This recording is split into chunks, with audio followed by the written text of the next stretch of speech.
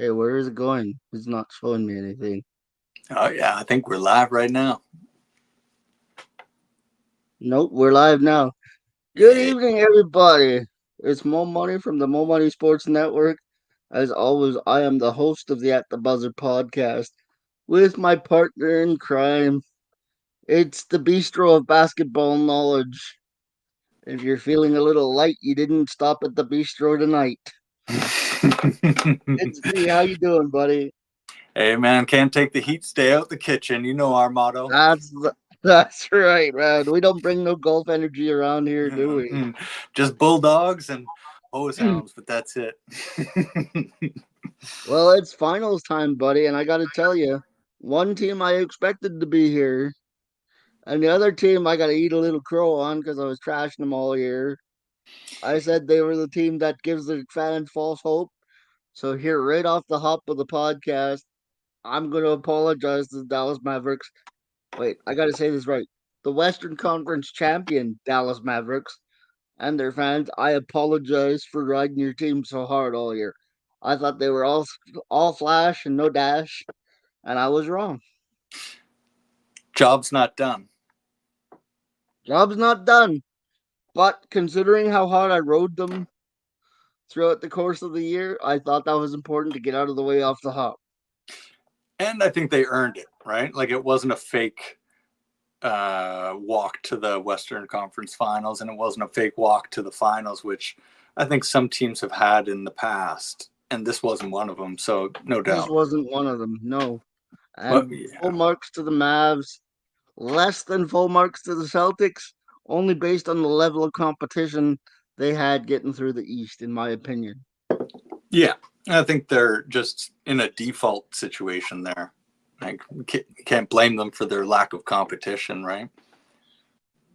Well, that's like blaming LeBron for his lack of competition when he was running the Eastern Conference back in the day. You can't really do that because he got through it. And the one thing that we like to say on this podcast is you got to play who's in front of you, Mm-hmm. Even if it's the Pacers. even if it's the Pacers. I'm going to take a victory lap though. There was one game where we talked. I think it was a Tuesday night, and you said, "What's going to happen in this Dallas Maverick Minnesota Timberwolves game?" And I said it's going to be close, but the Wolves will falter in the end.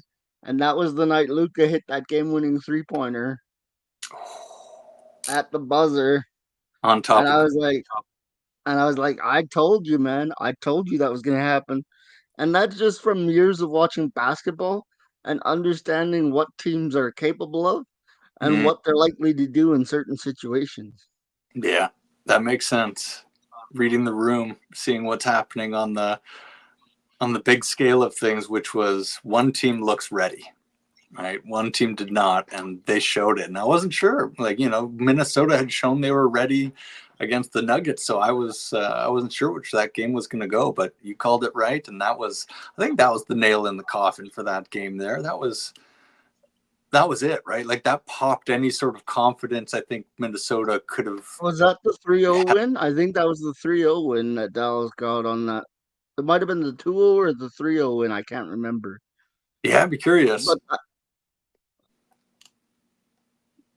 but the logistics of it all is this: we've got Dallas and we've got Boston. How do you think these two teams really measure up as we go into this final series of the season? I think both of them are 1 foot on a banana peel away from missing a huge opportunity to walk away with a championship. I don't know if it's Well, gonna. Yeah. let's start in the backcourt then with Luca and Kyrie versus Brown and Tatum. Before we go into that, I think just really quickly off the top of just these two big organizations and sort of identities going at each other. I think Boston's, clear and ahead the favorite because of their talent and record, da da da da da. But they have this thing that everybody's kind of like, yeah, but they're going to choke, right? And so everybody's kind of got this disbelief almost in them, and everybody's kind of buying into the Dallas Mavs on the rise narrative, and it's exciting, and Luka and the this, the that. And I just don't know how those two narratives are influencing the identity of the team. I think Dallas is actually vulnerable because they like to believe their own stories. They're still human. You still want to I, believe that I you're I was gonna say, the most dangerous thing you can do is believe your own hype. Anthony Edwards. And, Case in point, man. As soon as people put the crown on him and he went, thank you, it was like he didn't have another great game, you know? and here's the thing. I was very disappointed when the Wolves won Game 4, and I can't remember if it was him or one of his teammates, but I'm pretty sure it was him, who said, "I just glad we didn't get swept and we didn't have to hear the barking in Dallas that we lost this game," because to me that was like our mission's accomplished. We're ready to go home now. That's the way I took it, Mm-hmm. and I was very disappointed to hear those words come out of his mouth because what the answer should have been, and I know it's cliche, but it should have been, okay, now we gotta go back home and get game 5. But instead, the way that interview came off was, our job's done. We can go home now because we didn't If get swept. if I had played you that that post conference thing and said like you didn't know who won the series, you would have thought they won the series. The way they were kind of just like, shirts on, hats up, we're just, it was like, you wouldn't have known that they're down 3-1. No, Like, I'm just saying that that's not a good attitude to have. not, You can't be that way no. And I think because you're right. the world championship, and let's face it, the NBA title is the world championship. It's the hardest trophy to win in sports, whether it be basketball, baseball, football, or hockey. You put your heart and soul into these things, and it was almost like the Timberwolves took it for granted. Similar to yeah, Pacers to an extent, but theirs was more like Ernest goes to camp where he just like knocks his head into everything. Whereas I feel like Minnesota was the overconfident cool guy who got punched in the face and knocked out. Right? It was sort of like, yeah, bro, you shouldn't have acted cool. Like you were not on solid ground, and it was a weird attitude to take. It's like Conor McGregor having an attitude after he's been beat a couple times. It's like, dude, you don't get to have an attitude now when you've gotten When your knocked out mystique is twice. gone, Yes, exactly. when So your you're down mystique is gone. 3-0. You should be in just full dog mode, Michael Jordan, whatever, head down, next question, sir, is the type of attitude I think that we're looking for. And it was not there with the Wolves. So that's concerning for them going forward, especially with a $60 million cat going, or what does he make? It was $60 million. almost like they just wanted to say we haven't been swept, is what it sounded like to me. And that's just such a loser mentality that when you look at their situation of having Gobert and Towns is pretty much untradeable now because they've been exposed and they have the two biggest salaries that you could hope for. Where are they going to trade those two pieces? So Anthony Edwards, you can't trade. And then you've got these two And who's going to take untradeable them? pieces. Where do you go? Did that Western Conference Finals diminish any of the value in that Timberwolves team, in your opinion? What value? What value? Bro, $57 million, I think it is, that Cat's going to be making next year. Well, speaking of salaries, can I Oh, go on a for rant when we're done here? he went for an 0 for 1 game in the most critical game. An Yes, he 0 did. for $60 million 0 for? That's big country money, brother. Oh man, that's franchise ruining money. And he was chill about it. He was like, hey man, I put up 1,500 shots a The, the day. Timber the Timberwolves was a franchise that was already ruined, brother.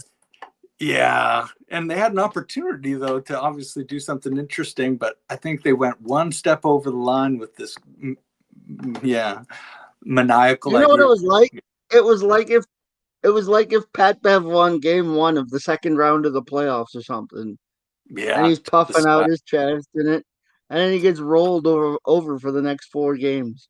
Yeah, and you got nowhere else to go. Like you just have to get better with these guys that you obviously don't have a great chemistry with. Like the time to trade Cat was a year ago when he still had a mystique of like, well, he could go off for 40 any given night. No, he can't. Not when it counts. So how do you trade that? That's the key phrase right there. Not when it counts. So you have to beg Charlotte or somebody like that to take him for a bunch of try to just squeeze assets. And even they're going to be like, I think we can do better than Cat. You know, I think we can do better than that. For 60 million, we can do better. Well, So what what's do you Cat do? worth now? 60 million a year, bro. No, not what is he getting paid? Oh, In your what's he? opinion, what's he worth? I was trying to How much? have an open mind to it for the series, but his attitude was the thing that kind of sealed the deal for me is like, hey man, if you really don't have an issue with the sort of failing in public, that's James Harden territory. Like you're just chill with anything. And that's why James Harden, I think, has never really succeeded past his limit because he's not, that Well, guy. it's just like us, okay? And I'm gonna let the people in on something here because we've both done this, where we don't have the energy to do the pod, and we postpone it, and that's partially why we don't do the pod as often as we probably could. But at the same time, we feel like if we can't deliver you our best version of a specific pod, we're not going to give you any pod because if we're not giving you the absolute best of what we got, then we put out a subpar product, and we just won't have that. Man, it's taking accountability for what you're putting your name on. Let's put it that way. It's like, yeah, we're trying to take responsibility for what you're signing on to that you can actually uphold and your commitment of things. So I hear, we're trying to do what we can within we can and not promise any more or less. Whereas Kat sort of said, oh no, I can guarantee you I'll make it worth it for you to be $60 million. They go, okay, he signs the paper. He has a shit series. And the question goes to him like, well, how do you feel? And he's like, oh, just a little disappointed. And it's like, no, dude, you should be like so upset that you aren't living up to your job because that's what you signed You're on to. making the guy money. Like You're the making that job dude money. description, like if you get paid $60 million, you have a job description, and that means You're to help. making that dude. That's that dude money, is it not? Yeah, and That not is that dude's 0 for money. 15 and horseshit fouls, excuse my language, but like embarrassing little league fouls where it was just like, man, you've been trained by the best, and yet you do these things over and over and over again, and somehow they signed you to 60 mil. I don't know, man. I Well, tried to sell it on Toronto. Could you, if you're we're talking Toronto, about epic failures. I got one. yeah, pivot off of this sad cat. He, here's my disgrace of the off season, and it's not even the off season yet. Mm. The Clippers doing more Clipper things by giving Ty Lue 5 years, $70 million, and he's done absolutely nothing to deserve it. Hey, they signed Kawhi to the same, What? When did didn't they? that happen? May? No, May. Did did April? Kawhi and Ty Lue get matching contracts? Yeah. No, who didn't Clippers doing? though? Paul Can we just? George. You know what? I should just put under my instead of the Mo Money Sports Network under my tag. By the way, if you're still here, subscribe to the channel. You're awesome. But also, I should just put under there instead of Mo Money, his favorite. I should put my favorite quote: "Clippers do Clipper things," Bro. because doesn't seem to matter. It's Here's a just devil's choice for you. Okay? This is going to be tough, especially for you. I'm going to offer you a trade, and you're going to have to tell me if you take it or not. All right. Cat for Kawhi. At who? Hmm? Cat. Oh, Cat for Kawhi? Oh, God. I'm Oh, Minnesota. You're Clippers. so I'm the Clippers. So I have Zubats already. Yeah. I don't So know if I he's have signed, though, Zubat. to be honest. So I'm operating under the assumption that I have Zubats, I right? think so. I think so, yeah. Who's it's like So let's look at this logically. I've got Paul George, Kawhi Leonard. Paul George not signed. Paul George is not signed. Well, good. He can go away. So that would create opening where you wouldn't have to trade anybody, I guess, other than matching their assets would have to add to 60 million. So yeah, you'd have to trade Kawhi.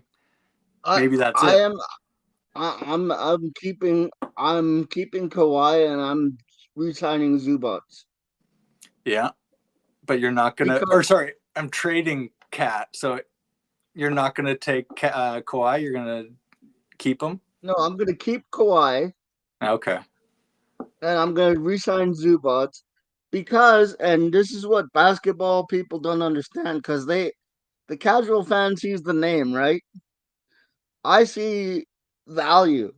So for the value that I'm going to pay Zubats, I will get more for my money than I would paying Cat $60 million. How about this? If you have to pay Zubac 24 million a year, and Jakob Pertl. yeah, exactly, Jakob Pertl money, and then you have to pay Kawhi 55 million a year. You're paying more for Kawhi and But you're Zubac, also paying Rudy Gobert on the other side. right? But the deal would be you're getting away from money by trading Kawhi and Zubac and you're going to be saving money by getting Cat. It's not about the money, it's about the value. Exactly. So, man, back to I the get drawing I get board for more Cat. I get We more can't even. I get more value from what I'm paying Zubats than I do from what I'm paying Cat. And if you Yo, don't understand that, you're not thinking about the game on the same level that I am. it's I a won't sad call you not a fact. fan, but I'll Hey, just man. say you're not thinking the same. You're not thinking along the same level that I am. So the Minnesota Timberwolves can't even trade for a star who didn't even play in the playoffs. The one thing more disappointing than a guy who goes for an offer in the playoffs is a guy who didn't even play at the last minute, and you still would keep him over. That's just such an indictment of Cat, is it not? Like, not to get It back to him is. again, but like, my God, Toronto, would you take him for Toronto if I offered you? Fuck, they don't even have the salary. I don't know why you'd do that. No, you couldn't. Never mind. We couldn't afford it. We couldn't swing it. Yeah, We they don't are have it. screwed. Man. Oh, The teams. Okay, Phoenix. I'll put it to you like this: the teams you would trade him to don't want him, and the teams you wouldn't trade him to don't need him. So you got to find the teams that are as effed as you are, right? If you're Pretty Minnesota, much. Phoenix Suns, Kevin Durant for Cat and some picks. Oh, You get younger, you can build the chemistry with Booker and him, and we get disgruntled KD out of there. And if you're Minnesota, you're like, oh, I'll add 7 more draft picks if you need. So you see, get the to build your problem is, future, and maybe we'll give you a role player to round out your roster. But you got to take Cat. oh, Yeah, he's a good kid, man. He's a good kid. He puts up 15 hundo a day, but he is like dominoes. He'll show up, just not when you need him, right? So it's still, you can still eat it. You still eat it. It's still good, but you not, for not when you're future hungry. reference, Domino's, one of us loves your pizza. I was trying to think of a funny thing for 1,500 because that was such a good quote that the meme of I shoot No, 1,500 shots, and I was trying to think what's a good like nickname for can I 1,500, can but I call BS on that? Can I call BS on that? Because everybody everybody did, no, yeah. because listen to me, and this is every fan should know this. If you put up 1,500 shots a day, which is the claim, right? That's the claim. That's the claim. I guarantee you, if you go out in 5 games, you're more pissed than Cat was. There's no way he's putting up 1,500 shots. If you're putting in that much work and you get beat that badly, you're pissed. I'm sorry. That's a lie. Yeah, man. Yeah, that it just smelled so bad. It smelled like Ben Simmons. And here's the thing, Cat. If you want to come and challenge me on the Buzzer podcast, we've got room for you. Bring Come it. talk to me This is because the floor. there is no way. There is no way you put up. No, I will rephrase this again. There is no way you put in that much work and are that calm about everything. I'm There's trying to no. think what's worse? Ben Simmons of like, complete mental destruction where he just had no confidence left, or so much confidence that you don't even try or to get better or anything. Like they're both horrible. I will tell you who I'd rather take, and this is going to surprise you. I would rather, and this is the real indictment of Cat. I would take Ben Simmons. Ooh, ooh, yeah. At least he's got And here's shame. why. Or And had here's shame. why. It, here's why. Because at least with Ben, I know what I'm getting. Damn, shots fired. Damn, that's so true. That's facts. That's the Because clip right there. That's the if Cat's short. We gonna, got to cut that 15 seconds right there, man, because that's facts. if Cat's gonna lie to me about how much work he's putting in, at least with Ben, I know I'm getting a head case. Yeah, I know I'm getting a guy that doesn't give a F. I can write that off. I can look at my roster and go, boy, 40 million, that sucks. But at least you can scratch it off and know that you aren't going to get anything from it. Whereas with Cat, you're like, dear God, please, maybe, will you? Like, you just, Something. yeah, you might, if you get really lucky, he might show up when it matters most, but it's unlikely, very unlikely. And that's such a I, brutal indictment. Ben Simmons that's over Cat. Well, there's the but but I gave a reason. It's because I know what I'm getting. yeah, man. And that's honestly like kind of the problem with the world right now, in the sense of like people will take on uh, a horrible candidate or something because they're like, at least I know what I'm getting. you know? Yeah, Like there's a that's certain true. honesty to fakeness, like McDonald's. Hey, man, it might be, whatever negative things you want to say about it, but at least I know what I'm getting. I'm Yeah. getting McDonald's. It's not trying to Well, pretend to be some gourmet fancy shit and then showing up as a terrible that thing. No. just reminds me of the Cat Williams interview when he's talking about what's the crazy guy's name again? Kanye. Mm, He said that's like getting mad at a basketball player and saying he didn't score no goals, hockey goals this season. He doesn't play hockey. yeah, yeah, it's true, man. That's a good line. I God, love Cat, and any chance I get to use that line, I'm gonna take it. But that's the truth. man. If you give me Ben Simmons, I know how to deal with it. I don't Hey, know how man. to deal with Cat because Cat lies to me. He not only lies, his sort of thing of being a goof. It's not a goof anymore when you're making $60 million.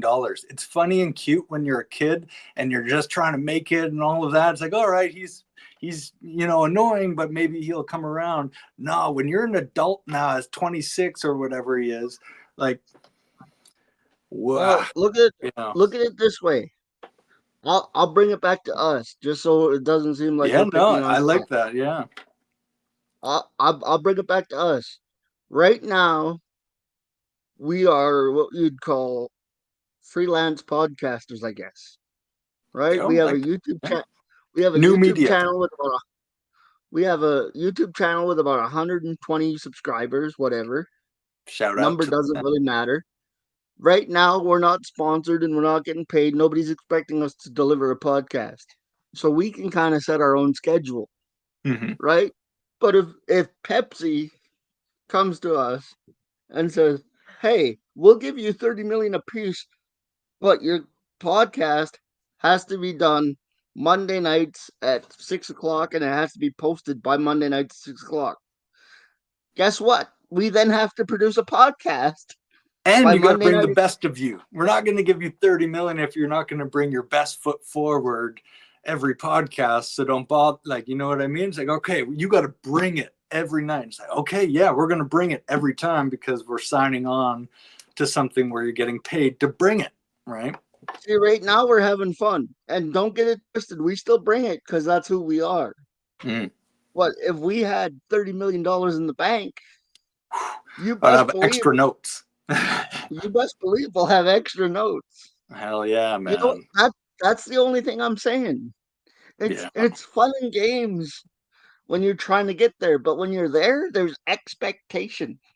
Yeah, and it's sort of the claims of being the greatest living or greatest shooting big man of all time. It's like, all right, you might have said that when you were a kid, and but you know what? It's people will always remember things as outlandish as that, and when you can't back it up worth a effing lick in any moment that it counts, you should not be chill about your job.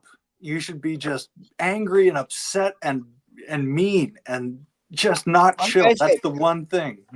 imagine Pepsi gave us $30 million each, and I was just like, "Hey, G, how's it going today, man?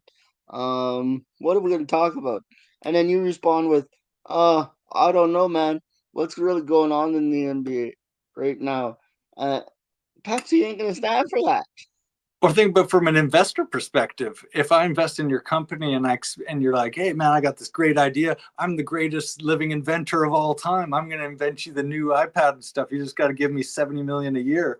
All right, this guy seems like he knows what he's doing. He's made some cool stuff. Let's see if he can do it. But if you don't come up with anything and the shareholders are losing money, it's fair to ask, where the fuck's the thing that we're paying for?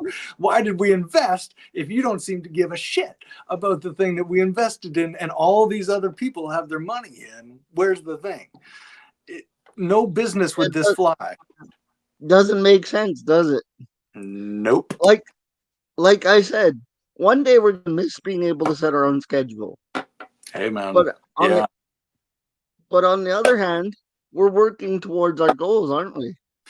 Yeah, man. And being realistic about what can and can't achieve and sort of, tempering it as we go. And I guess it's always different on the other side. It's tough to say what we would be in those shoes, maybe be in the circumstances and do the exact same things and end up in the exact same place. But from where I stand now, it's certainly like a kick in the face as an investor or a fan that somebody would act in those ways. And to bring it back to us, I hope that whether we're showing up in life or not like that, I hope it's never with that kind of arrogance and just like middle finger to people that No, are trying best. and please believe it may seem like we're picking random topics to talk about, but these are things that we as fans are invested in. Mm-hmm. And we want to share our thoughts and opinions with you, and we value your time that you spend with us. And $60 million is a lot of money. Speaking of a lot of money, let's talk about that backcourt battle with Jason Tatum, Brown, and Kyrie and Luca. How do you see that breaking down? Because you want to talk about a lot of money. There's four guys that make a lot of money. Oh, let's add that up. That comes to $1 billion almost. Probably after endorsements and everything. Like they're probably on a Between the payroll four of for them. the 4 billion Fantastic Four. My God. Because Jaylen Brown's making 300 and some. Tatum's about to sign a 350, 400. Luca and And the Kyrie will and be the in that TV rights range. are about to go up after next year, remember. Yeah. And so Yeah, you add in endorsements after that, and you're easily at 400 or 500 each. So we're talking a billion between a four-person backcourt without even rounding out a center on it. That's like so Okay, which between them, backcourt do you favor in this championship final? Kyrie and Luca. Kyrie and Luca? Yeah, it's weird, but I will take part in eating the crow pie with you. I hope there's lots of pieces because I talked nonstop trash about Luca for a couple of years there, and I still think he's vulnerable to one thing that I would be watching for as a fan and Celtics, and that's his attitude. He's still expects the world and the refs and people to give him a certain respect, or he Did he expects really? something. Did he really say the West goes through Jokic and Luca now? Did he really say that? Who? Maybe I didn't hear that. No, I was just saying that his attitude, man, it's still just like he expects certain things, like the refs to give him a little bit of favor. He's got that thing where if the world doesn't quite match his expectations, he almost starts to have a little tantrum. And if it goes too far, he might end up throwing his team off course. But so far, he's kept it under wraps and pretty focused. And like, if he just stays the course, I think Luca and Kyrie take this for all it's worth. Of that four-person backcourt, which of the four is the most valuable when they're on the floor? Great question. I think Kyrie's a secret favorite there just because without him, Luca is a walking grenade, like is emotionally. Yeah, and you know what else? And I never thought I'd say this either, but the difference is between the Boston backcourt and the Mavericks backcourt is Luca and Kyrie can have a night off because the other one will carry them. It doesn't seem like the Celtics have that same ability, Hmm. at least in the backcourt. And yeah, it just feels like they're not as complimentary of players. It feels like they're sort of like twin brothers or something like that. And then Kyrie It's and Luca almost like they're the same guy, isn't it? a little bit in the sense that I think Jalen Brown's actually going to be the dark horse for Finals MVP if uh, if they win because I got a dark horse for you. I'm he's going. shown up. But I think I'm going Kyrie to say the is, unicorn wins Finals MVP if it's Boston. dude. He's not even going to Keep that play. receipt. Keep that receipt. He's not even going to play. Is he That's too my hurt to play? I thought he was coming back. No, it was gamesmanship. That's games. I mean, I don't know anything. This is just as much guessing as the next guy.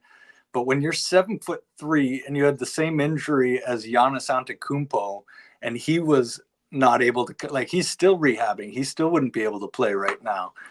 So if you have the same injury as him, and he's like a walking human, Olympic. okay. So if he's not gonna play, then my MVP probably I will say if it's the Celtics, it'll be Tatum.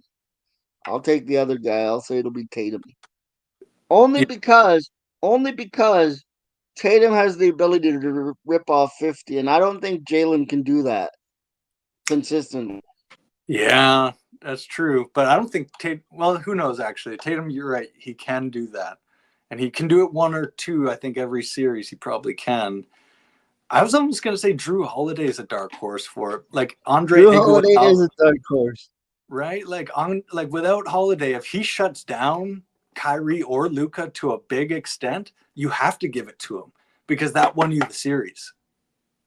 Here's the thing with Porzingis out because I thought he was gonna play, I mean, he but might. with I don't know anything, but I just don't think so. but with Porzingis, let's operate under the assumption that he's out for the time being. Yeah. That severely handicaps the Celtics' ability to not only spread the floor, but that hurts their depth as well. Being able to defend the paint too, right? With just Horford getting torched sometimes and getting a little bit targeted. You got to have a shot blocker to help him Yeah, out. he's got to be targeted though. I mean, if I not to be mean, but if Al Horford was my defender, I'd target him too. Hey man, Stephen A might not be able to get a point on LeBron one on one, but he could probably get one on Horford.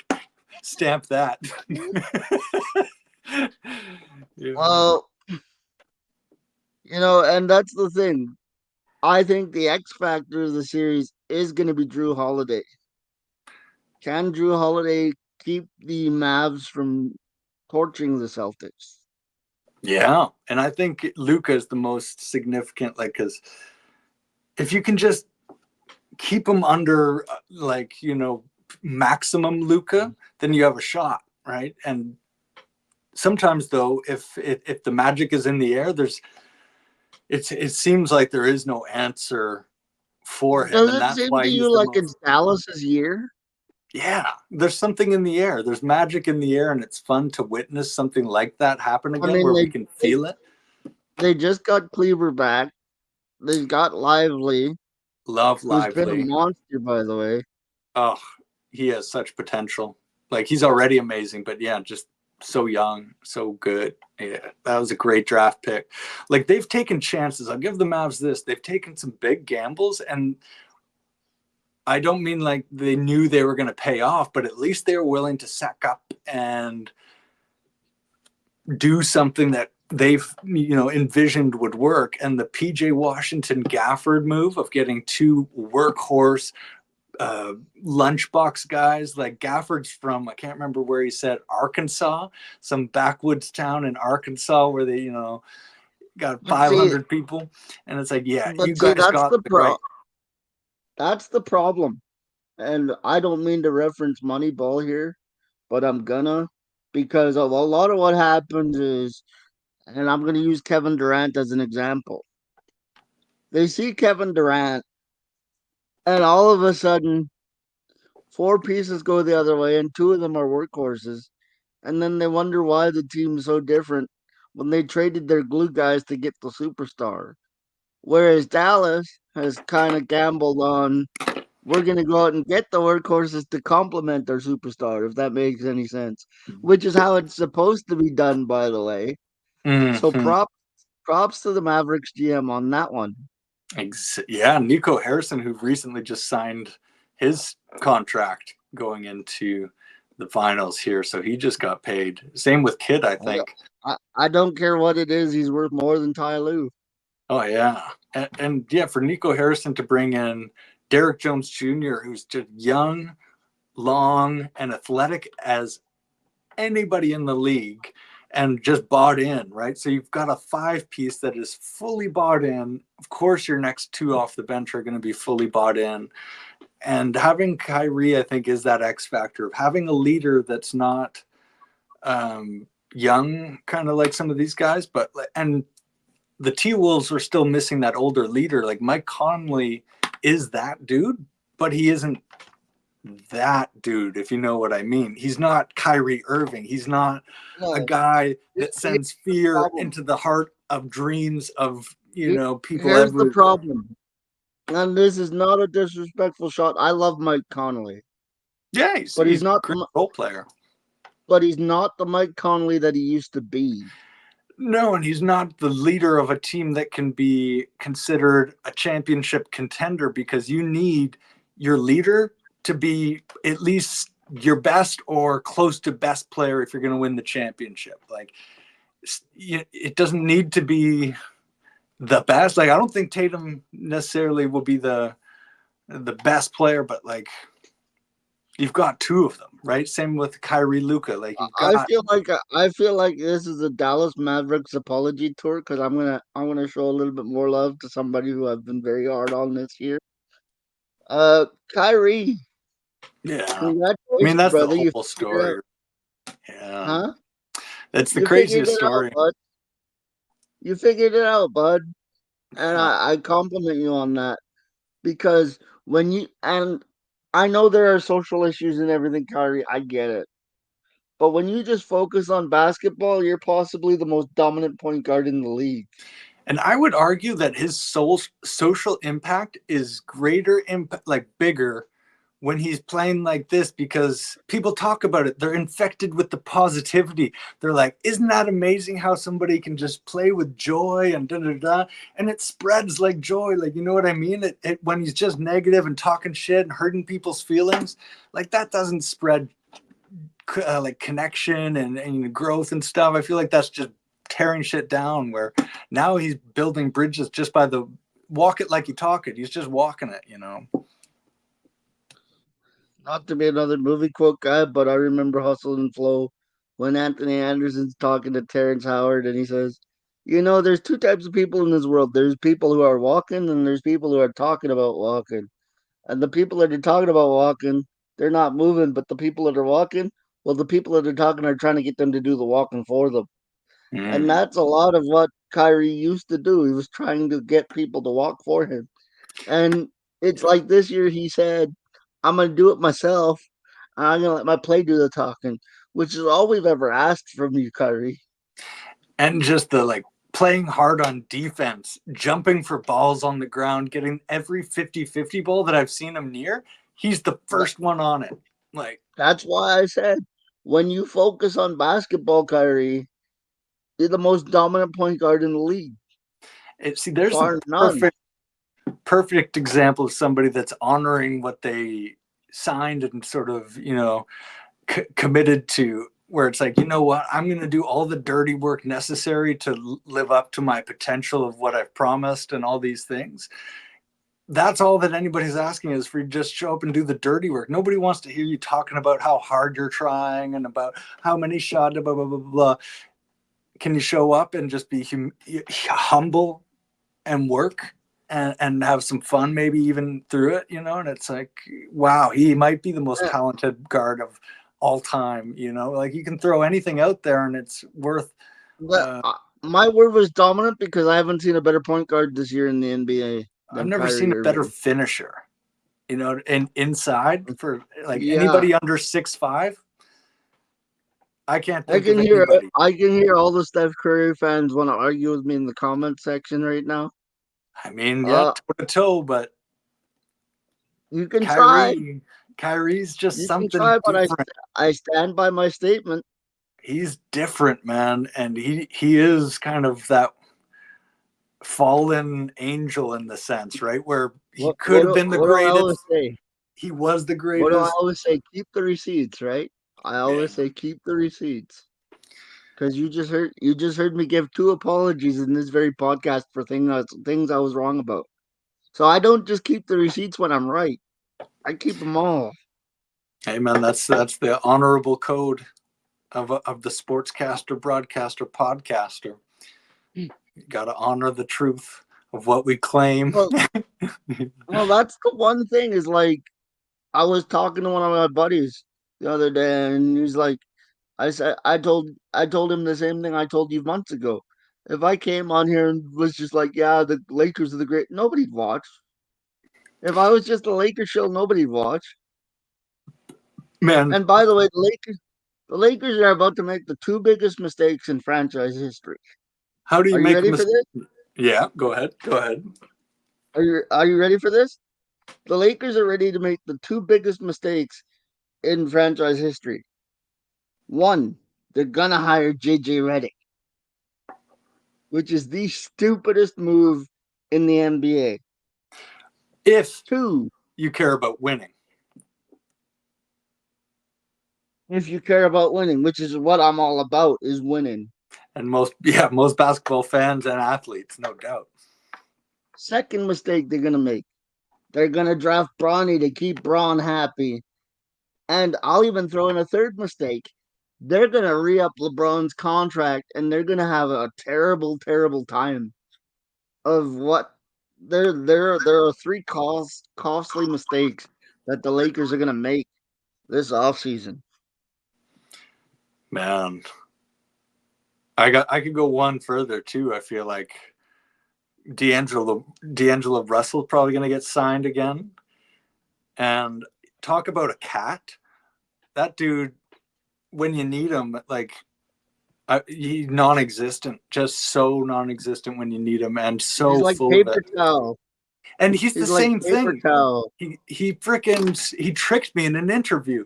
He had this really like post game one where he went off, and I was like, this dude's insane. I've never seen shots like that. Oh my god. And he's like, yeah, I've just been doing my work, staying humble, just getting shots up every day, just doing the work, doing the work. And then you see him in the biggest moments when the work would really show, and it's just an offer. Like, no, you weren't doing the work. You had your streaky moment, and then you tried to pretend, and now you're back to the same thing. He's a rich man's Kyle Kuzma. I wouldn't even go that far. I'd say they're on the same page. One page lower is Yeah, but Jordan. I'm saying he's identical to Kyle Kuzma. He'll Yeah. shoot you into games, but he'll also shoot you out of games. And just having him around. The dude was texting during a game. Like, look Yeah, it they've up. been The dude was texting during a timeout in a dude, serious game. dude, dude. Anthony Davis wouldn't even get in the huddle, so at least Anthony Davis didn't stand up for LeBron's breaking the scoring record. the Didn't Lakers got stand so up. many problems, dude. I got even one more. I think. What was the other on the Lakers? Oh, I've been thinking about 2020 a little bit because I read something on the influence of crowds and just the energy of crowds and how basketball and all these live sports aren't just a game. It's actually the interaction that defines it. It's like they're not separate things, right? They're inseparable. You can't say that not having a crowd doesn't affect the, like, it's a scrimmage and then there's an NBA game. So to say that you won the NBA championship of scrimmages is so disingenuous to all the other championships that had to face 25,000 fans screaming. I Like, it just, I will okay, I you will won the defend scrimmages. You won the scrimmages, but that's not an NBA finals thing. It's not. I It's just a I will scrimmage. defend I will defend it on this basis. In the sense that those were the circumstances of the world at the time. Yeah, and that's why we should call it what it is, a scrimmage. You can't do that because they were sanctioned games. I agree with you that it's not the same thing, but if you look at it, every sport had to go through it. Whether it be the NBA, the NHL, MLB, everybody had to do it. NFL? Huh? NFL? They didn't do no crowds, did they? No, because their season just ended before the pandemic started. That's why. Yeah, but no matter what, I think you pull out the crowd, you're not playing the same game. So you can call it something else, but it's not the same game. Like, there's just no comparison. You're playing There's apples no way you and can, airplanes. Like, they're not even in the but same category. you can't change the circumstances of what brought that on, though. It's not as if fans were banned from the building because the No, team said so. no, but just the fact that it's so radically different is one, it was a money grab to run the rest of the season, anyways. But then, as an athlete and as a person that has a brain and can see things that are happening in front of you, Okay, how would you call that an NBA game? It's not. let Just let because you let call me it just because you call it a house and it's a freaking pile of rubble doesn't mean it's a house. You just called it a house. It doesn't mean it's a house. here's where I'm going to argue with you because you can't like I said take the circumstances and change them. Those were the rules that everybody had to play by. It's not like anybody had different rules. Okay, As a matter of as let a me ask you matter of this fact, then. Pre-black people in the NBA, do we give a fuck? Not not really. really. Exactly, because they're different games. They don't match up. This is a completely different game than when you have 80 or 50,000 Bostonians screaming about how fuck your mother, fuck you, LeBron. No, those aren't the same games. You know what I mean? Like, But everybody was playing under the same rules. same with the white people before the black people weren't allowed to play. But it doesn't mean they're championships should count for the same as when you allowed black people in, because you were playing under pretty fucked up rules. Granted, but here's how I look at it too. At that point in time, it was either that or no basketball. And if you're giving me a chance to watch the best players in the world do their thing, I'm taking it every single time. Fine, but call it something else. Call it Can't do it. It's the NBA. then you can't play it because it's not the NBA. It's like, imagine if you had to sit everybody over 6'5", and it was like, well, just the stadiums aren't big enough to hold them. We can't get them in there. It wouldn't be the same game. You just got rid of all the people over 6'5", and you're calling it the same because it's, we just got to call it the NBA. But the circumstances are so radical that it's like, But are they you? were the NBA players. That doesn't make no sense. It's the I'm just NBA saying players. I'm saying the environment and the impact of having something so different than the rest of every single other championship. Like, it's not a minor thing. It's not like Chris Finch sitting and standing was the difference. It was the difference between playing inside a screaming fucking stadium full of people and shooting in the gym with your homies. Those aren't the same things. All right, all right. I'm gonna hurt your feelings now. Now you're forcing me to do this. Now I didn't want to do this to you, but All you're right, hit me. forcing me to do this. Hit me. Because now I'm gonna bring the CEBL into it, Okay. and I've seen those gyms on CBC. Those gyms are pathetically empty. Yeah. Pathetically empty. As much as you and I love to sit and talk about our Vancouver Bandits, Hey those man, gyms are empty. it was a Is that decent not show, basketball? Is that not basketball? bro. What is the threshold? There was over 1,000 people at the game I was at. There was zero in the NBA. So it's very fucking different. There was people screaming, including me, at the Bandits to get their shit together. The refs were doing this 2-minute thing where they were going over they're doing the thing where you can replay it and see if, and I was like, oh my God, they're doing the replays now. They're doing the study the replay thing. And I started screaming at the refs to hurry up and stuff like that. It's a live atmosphere, man. There's such it doesn't matter if there was 50 people in the audience. That's still way more influential than zero, because 50 people can hurt your feelings pretty fucking quick, even if you think Okay, you're tough. one person can hurt your feelings. Exactly. Now you put 50 Bostonians that have been waiting for it. Bro, like, it's just so incomparable. And I don't blame the Lakers for it, but I do blame them for taking pride in it.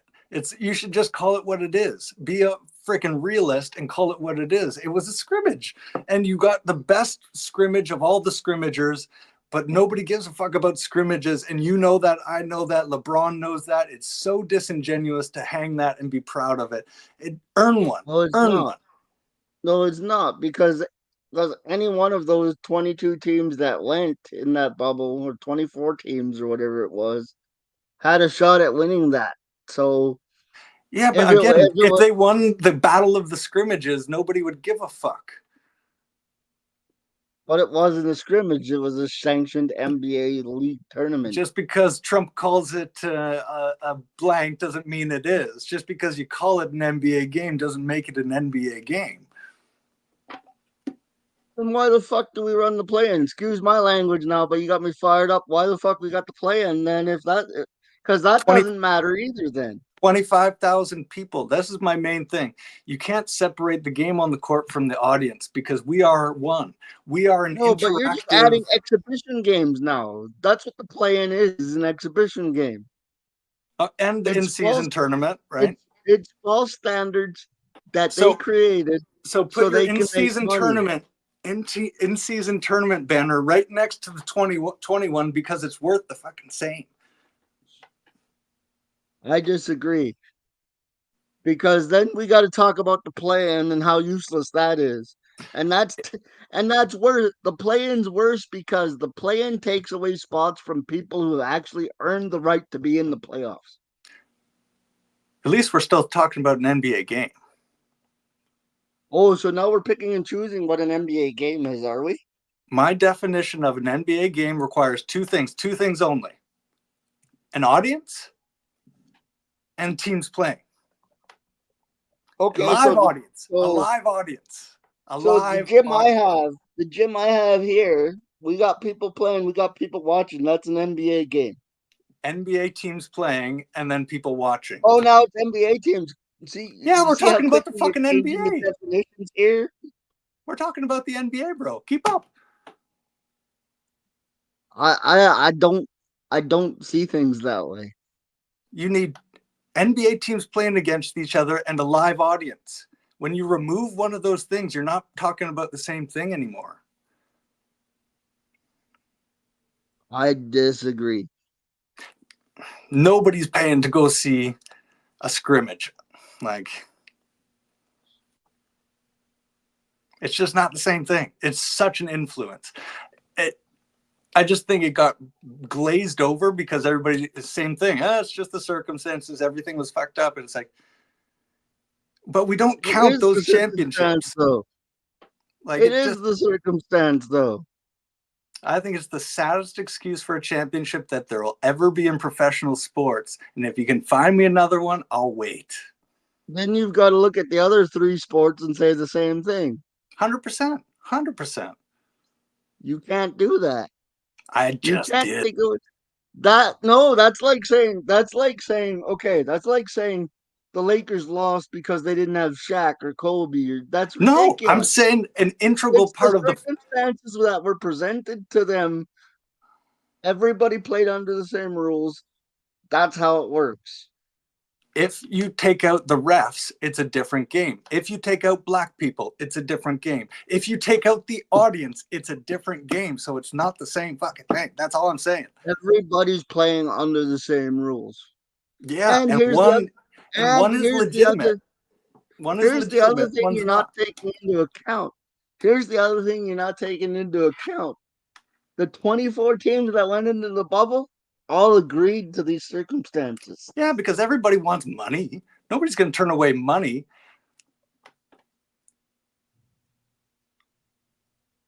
So if everybody agrees, that makes it legitimate to me. All right. I will allow you to believe whatever you want to believe, but I'm just telling you that there's. I go back to the sponsorship thing. If all three parties agree and then we don't get paid, do we not have the right to be upset? What do you mean? If you and I sign a sponsorship deal with somebody, and all Yeah. of a sudden next to the at the buzzer logo, you got the Pepsi logo underneath, and then Pepsi doesn't pay us, do we not have the right to be upset? Well, I don't understand how that equates anything. If everybody agrees to something and everything works out the way it should, then everybody's content. That's my Okay. point. In-season The tournament only then is different. the only way you're not content is if something wasn't delivered. The product was delivered. Okay, let me Therefore, ask you you this. can't complain. When they all agreed that they wouldn't let black people on the floor to play, and we all called it fair and called it a championship, why is that moot? You know, like why do we look at that poorly? Because everybody agreed, everybody signed the thing and said, yes, this is fair. But here's the thing: those championships count, whether we like it or not. Those championships count. Yeah, how much do they count for?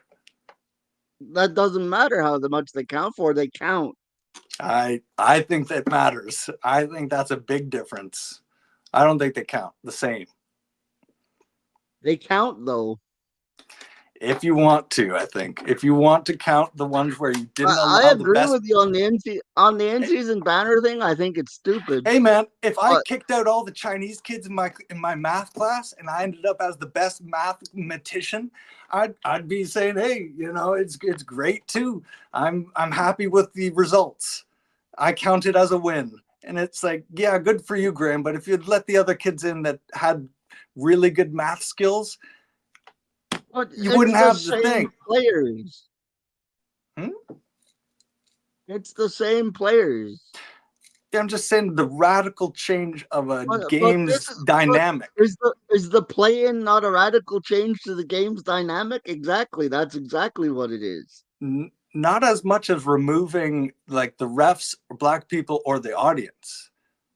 You're talking alterations in the schedule. I'm talking the foundations of when you enter a stadium and you can smell the sweat of 1,000 angry people already inside, when you can already hear the chants, when you can already hear the kids screaming and stuff like that, compared to dead silence. We're gonna have to agree to disagree, but this is what the point in the video where I tell you once again to subscribe to the channel. We're doing great things here. Yeah, that's pretty much where we are gonna be. It's agree to disagree That's fair. because we're just gonna go in circles. Huh? Exactly. We can switch it on to predictions. What was your prediction for the series finale? The series finale, I got the Mavs in 6. Mavs in 6. Okay, I was thinking 5. You're thinking 5. Because I think Tatum's I good think enough to 6 steal you probably. too. Yeah, I think you're right. 6 is a I think very I think Tatum's good enough to steal you too. But I think without Porzingis, the Mavs are just deeper, especially when they got Kleber back and they got Lively down low, and they got Gafford and Jones Jr. They just got too much for Boston to compete with, in my yeah. I was humble trying to opinion. find what's the weak spot when Dallas is playing defense like they are. Where's the weak spot? Yeah, there you go. Like if you were Missoula right now, what are you game planning to give yourself a legitimate shot at winning the championship? If I'm game planning, here's Hmm. what I'm doing. Okay, I'm gonna leave Kleber, and if he can hit threes all night, good for him. I'm gonna do my best to take away the lob to Lively as much as I can. And I'm gonna I'm gonna make a choice between Kyrie or Luca. And I'm gonna do my best to cover them like white on rice. Now you can only do that with one because you're leaving too many spots open on the floor otherwise. So that's my thing. Take away the lob, do your best to contain one of the two, and if Kleber beats you, he beats you. Yeah, so the only spot you can switch on is Kleba of helping. Like if you're trying to give help on one of the two, let's say it's Luca for game 1. You've got, let's say, who's starting on Luca? You think If it's me, if it's me, okay, here's what I Jalen do. Brown? If it's me, it's Drew Holiday. He's not too small. No, I'm putting Drew on Kyrie, Oh, okay, okay, and then and having I'm gonna put Kleber's man on Luca to cover the double team that way, and trust that my best defender can handle Kyrie. you're gonna leave somebody on Luca. That would be, who would it be? Brown? Yeah, He's not a bad defensive player, but see, I'm not trying to stop anything. I'm trying to contain.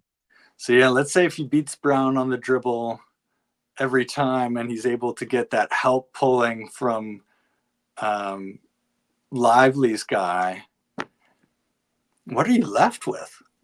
You have to You double at can't, some point. you can't pull off Lively because Lively they'll just lob it up to him and you get a bucket.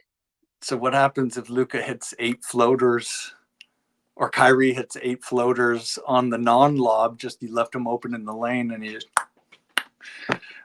First of all, if he can get if Kyrie can dominate Drew Holiday like that, there's no chance. True. Let's If you're okay. Let's telling skip that. What about Luca though, burning Brown every time? Well, I've got to trust that one of my two guys is going to cancel out Luca, Which guy? either Tatum or Brown. You're going to count on one of them to cancel out the uncancelable? He's not uncancelable, even though he just treated Game 6 or Game 5 like it was a video game and hit from all over the place. Yeah. Like what happens if he starts cooking Brown? Like cooking them. I guess then you just have to adapt in that. But You just have to adapt because I'm gonna try and make it so Kleber is the one that beats me.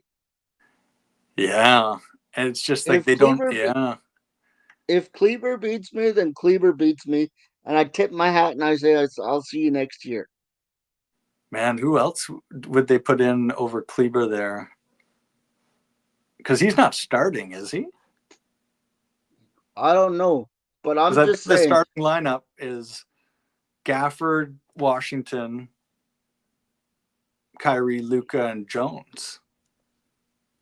So who are you leaving there? Well, if Gafford's the starter, I don't have to worry as much about the lob. He can throw it down. He can throw it down, but he's not as dangerous as Lively. True.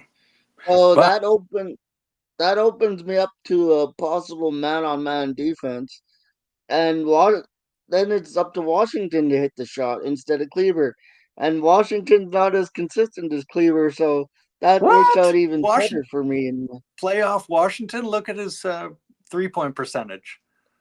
are we gonna? Yeah, remember playoff P? Remember playoff P? Anybody whose nickname starts with a word playoff, I got a bit of a problem with. Hey, Oh, I where'd you don't know. go, That's. G? Oh, I'm trying to pull up his percentage here because the dude What is is shooting lights out. what is the percentage of Mr. Washington?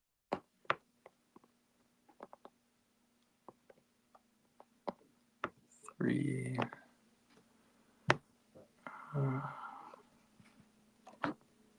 Let's see here.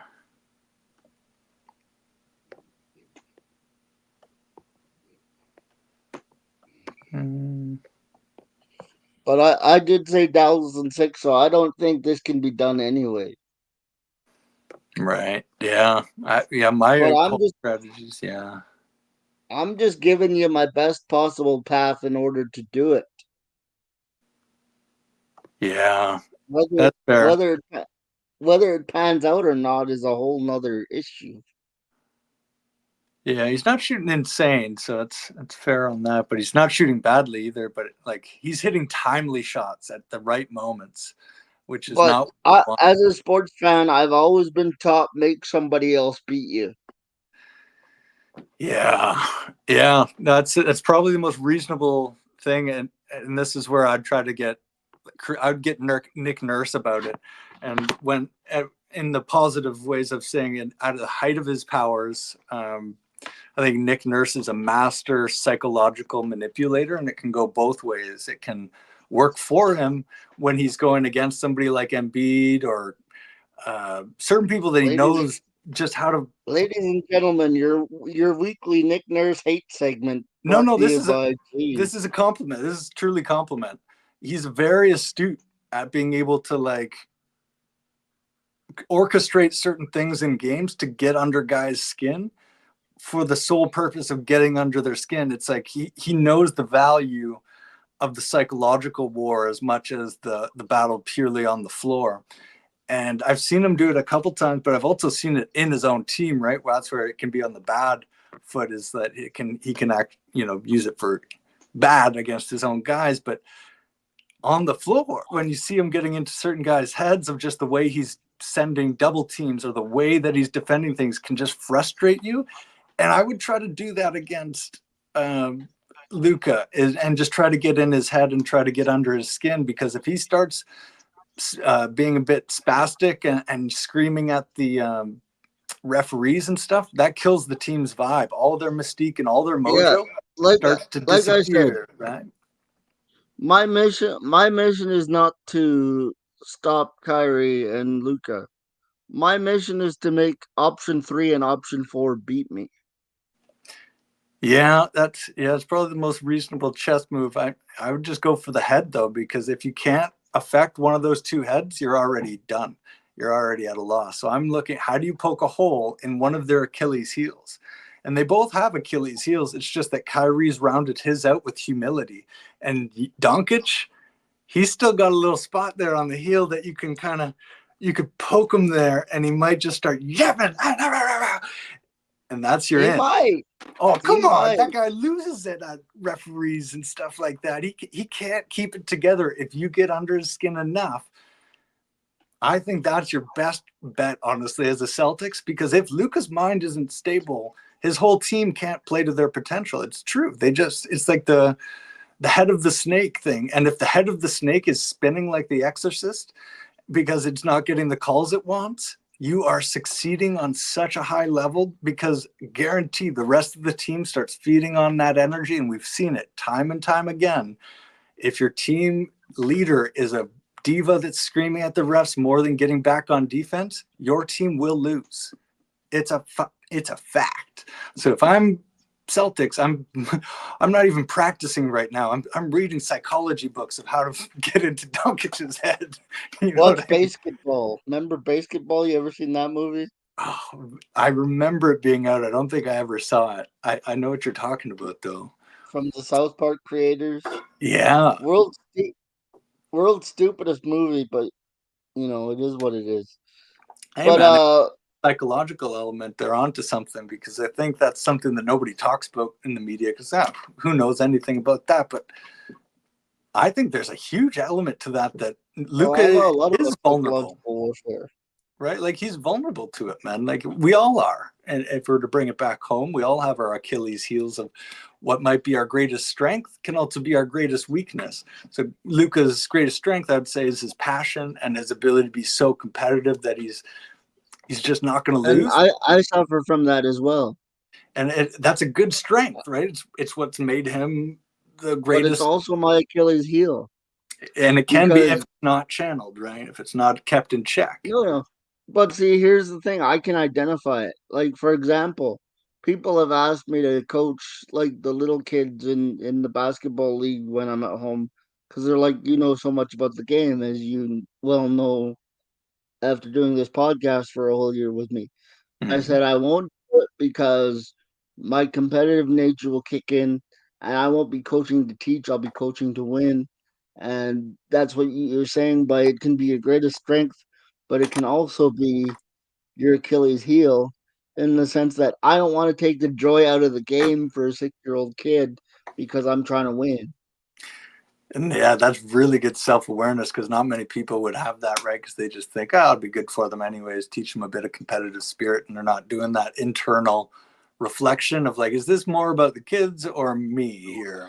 Right. And yeah, a lot of people get into it without doing that internal self No, awareness. that's what I mean. I'm smart enough to recognize that about myself. I'm not I'm not gonna coach to teach you. Yeah. I'm coaching And to win a yeah. ball game.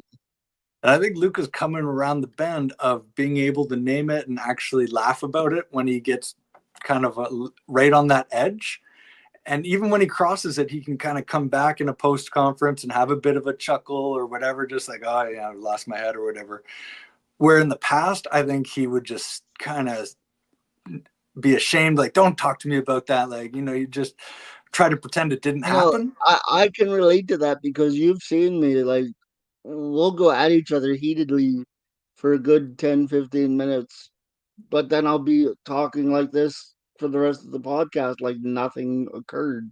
Yeah, and I think that's the competitive nature of, maybe our just discussions and stuff like that. But being able to keep it in check and kind of come back around is the sign that, it's not letting the emotion overrun the thing. It's like you can have it, but it's not taking the reign. Basically, what I try to convey is yes, we have very differing opinions, but at the same time, we respect each other's opinions enough not to let it carry forward through the rest of the podcast. Yeah. Yeah. And it's like there's nothing wrong with having emotions. I think people get that mixed up too. It's like, oh, so you have to be no emotions. It's like, no, you can have emotions. Just don't let them run the rest of your day or the rest of that game and stuff. Just like have it up and then let it go. Right. But when you, like Luca, when he was younger, he would just stay fixated, right? Like once he wasn't getting a few calls, he would just nonstop. He just couldn't break it. And Right. I Hypnotized. and I think having Kyrie there with him gave him a good shot of maturity this season. Yeah, and to me, that's why Kyrie's the most important, because if Kyrie can be that liquid that keeps Luka, his Achilles being his greatest strength, if he can keep that love and passion focused and stuff in the right direction, they're unstoppable. And Kyrie's the linchpin and kid to with that too. I think as mature former player and current player leaders, they've seen some stuff. They've gone through some stuff. They know what it's like to see it, up close. And can I have one final thought on Kyrie before this podcast kind of gets away from us? Hmm. Kyrie Irving, as hard as I've been on him over this season and years past before the podcast even started, this just goes to show you that even as an adult, you can grow as a human being and you can figure it out. Yo, there's a 15-second snippet you should grab for that. Stamp that, because that's the whole storyline that I think has captured everybody's attention. And you just said it in such a perfect, succinct way, right? Like people have been trying to put their finger on, like, why is this so special and stuff? But you just said it in such a succinct way of like, it's seeing an adult change. Like that's just Because radical, you know? because no, I say that because so often we get to the point where we're like, oh, he's 33, he should know better, or oh, he's 40, he should know better. We grow and evolve every day as human beings. Mm-hmm. Not to make this like social hour with more money, but we have to acknowledge that Kyrie's growth has really helped this Dallas Mavericks ball club. Yeah, and I think it's really shown on that, like, social level, inspiring for people that are, maybe have hit a limit in their life, or had, been on the rise and then hit their things and got, setbacks or whatever you want to call it. And then seeing somebody like that come through it, not with bravado, but with humility and having strength and trust and all that stuff that goes with it, and seeing it succeed, like that's just the best, right? It's such a good story on that of yeah, somebody owning their shit and being vulnerable enough to do something about it.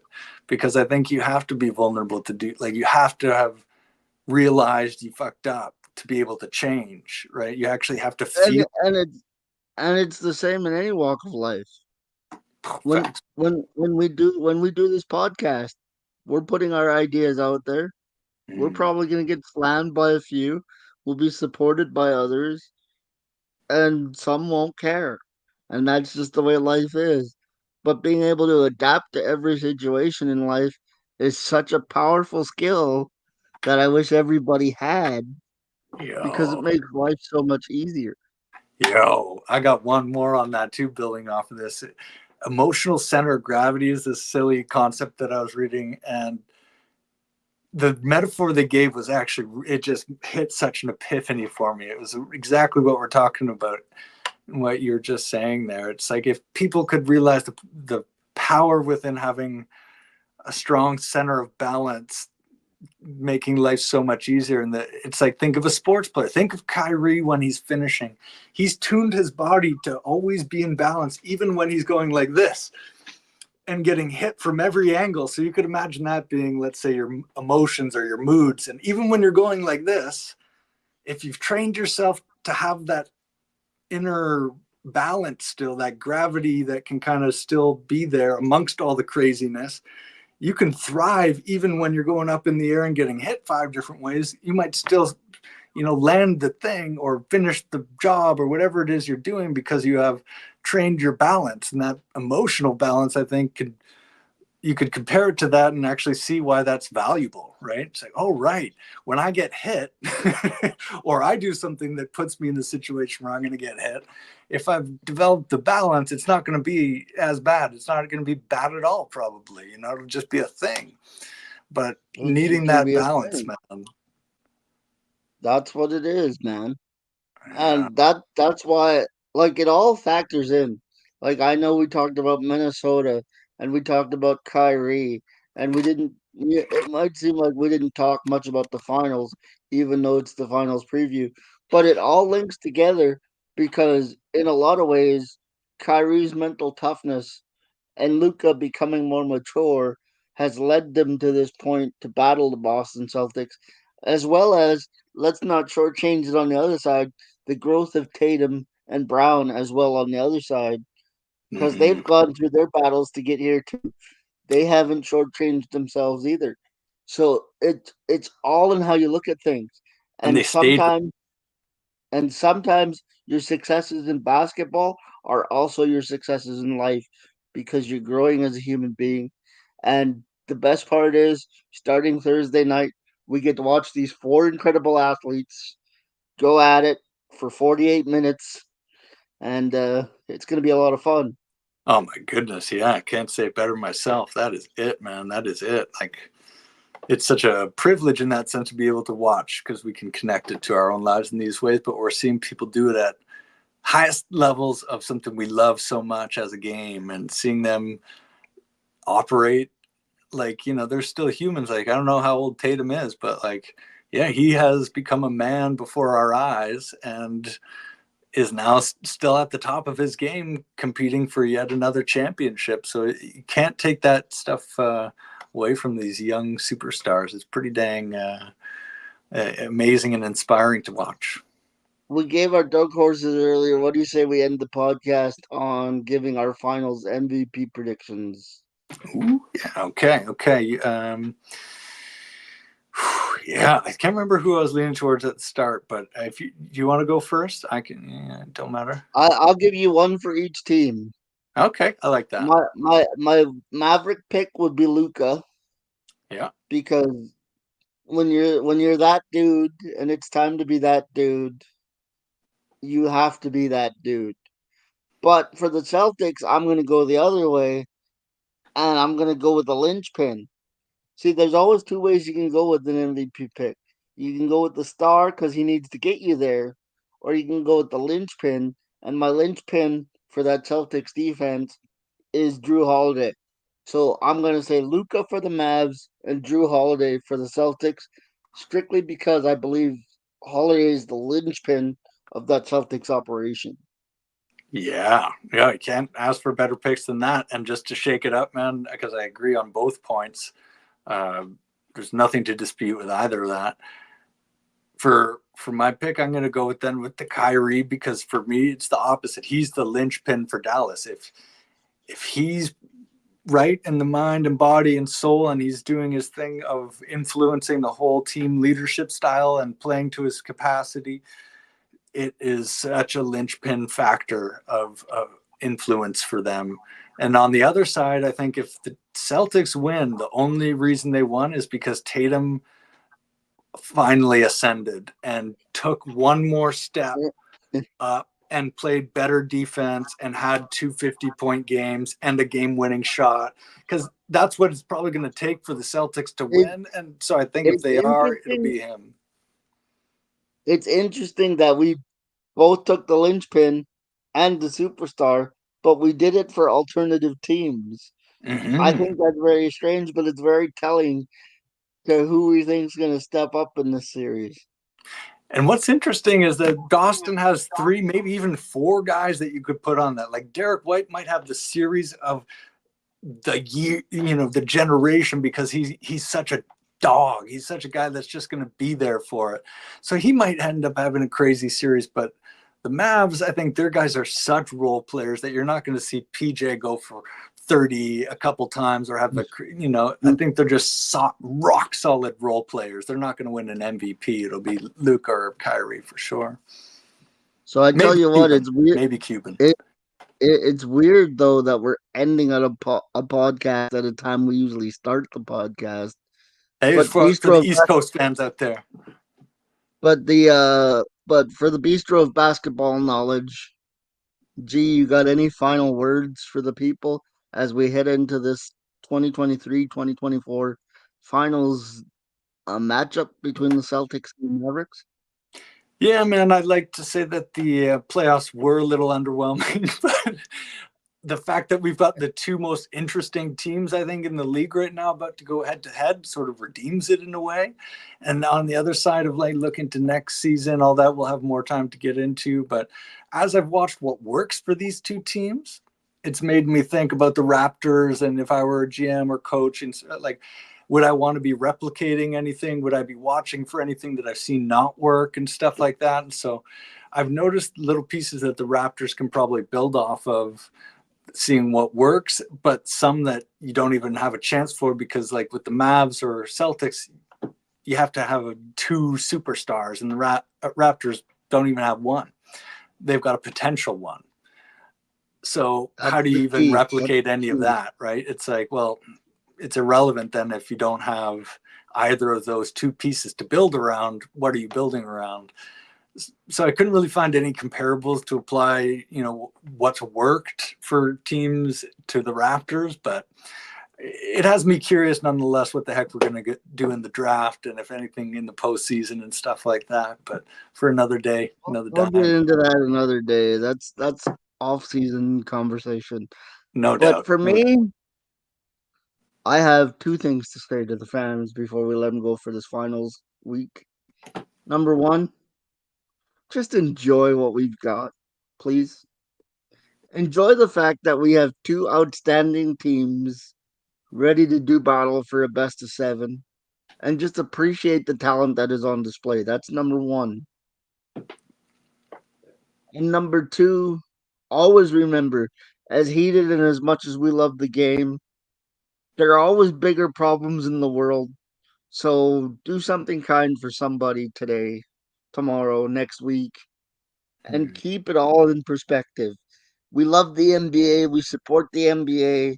We want to see these guys do well because they entertain us, but it's a small part of our day. We love you. As always, I'm Mo Money, and until next time, may your ego come from a place that keeps you humble. For my co host G, we'll see you on the next one. Let's just